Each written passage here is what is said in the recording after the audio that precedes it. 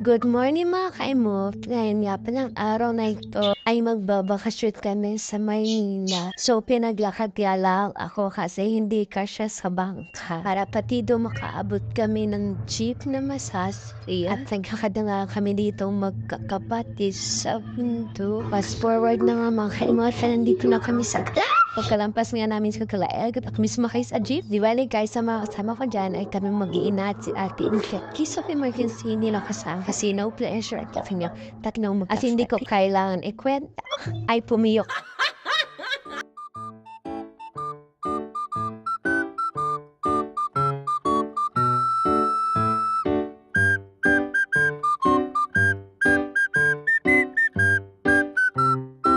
Update in Manila. Dito na nga kami sa pier ng Calabar. Pumila na kami dito at aming nilagay yung aming mga bag at sinabi ko about na mag-picture or mag-video. Ito nga pala ay aking pasimpleng picture lamang.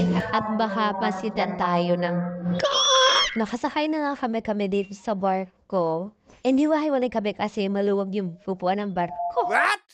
Ay mali. Ay naghiwahiwalay kami dahil maunti naman ang basahin. Palis na nga ang barko. Charis, joke lang. Oo nga. Totoo. Why man ba na? Oh, nalusad niya nga yan. Oh.